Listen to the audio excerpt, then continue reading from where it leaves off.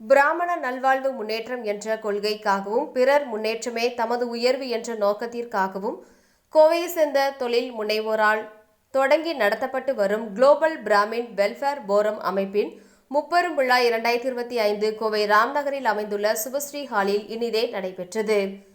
குழு உறுப்பினர்களை ஊக்கப்படுத்தவும் தன்னலம் பாராமல் சமுதாய நலனுக்காக இடைவிடாது பாடுபடுவோரில் தேர்ந்தெடுக்கப்பட்ட வரை கௌரவிக்கும் விதமாக பொருளாதாரத்தின் நலிவுற்ற மாணவ மாணவியர்களுக்கு உதவும் பொருட்டு ஆகிய மூன்றையும் இணைத்து முப்பெரும் விழா 2025 கொண்டாடப்பட்டது. ஷங்கர் ஐகேர் நிறுவனத்தின் நிர்வாக அரங்காவலர் டாக்டர் ஆர்.வி. ரமணி தலைமை விருந்தினராக பங்கேற்றார். கோடை காலத்தில் கோவை பொதுமக்கள் தாகம் போக்க சிவானந்தா காலனி, ஆர்.எஸ்.புரம் ஆகிய இடங்களில் GPWF-இன் முன்னெடுப்பால் நடைபெற்ற 100 நாள் நீர்மோர் பந்தல் சேவை திட்டத்தில் தொண்டாற்றி தங்கள் நேரம், பொருளுதவி மற்றும் உடல் உழைப்பு நல்கிய குழு உறுப்பினர்களை ஊக்குவிக்கும் முகமாய் நிகழ்ச்சி தொடங்கியது. பிறகு டாக்டர் ஆர்.வி. ரமணி அவர்கள் சுற்றுச்சூழல் பாதுகாப்பை தன் மூச்சாக கொண்டு தொண்டாற்றும் சமூக தொண்டர் வள்ளல் மற்றும் கிரீன்லா என்டர்பிரனர் முதன்மை அதிகாரி திரு அவினாஷ் நாராயணசுவாமி அவர்களுக்கு GPWF-இன் சார்பாக சுற்றுச்சூழல் தொலைநோக்கு முன்னோடி என்ற பட்டமும் கேடயமும் வழங்கினார்.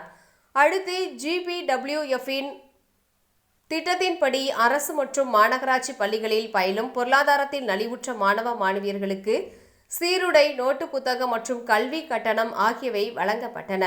விழாவின் இறுதியாக தன் ஒப்பற்ற செயல்திறனால் எண்ணற்றோருக்கு தன் ஷங்கரா கண் நிறுவனத்தின் மூலம் பார்வை அளித்து வரும் டாக்டர் ஆர்.வி. ரமணி அவர்களுக்கு GPWF-இன் சார்பாக தன்னம்பிக்கை பார்வை என்ற பட்டம் அளிக்கப்பட்டு கௌரவிக்கப்பட்டார்.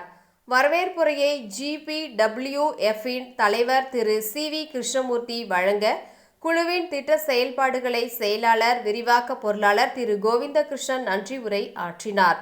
நெஞ்சகம் நிறைந்த மகிழ்ச்சியோடு, அரங்கு நிறைந்த மக்கள் வெள்ளத்தோடு, வயிறு நிறைந்த இன்சுவை விருந்தோடும் விழா இனிதே நிறைவுற்றது.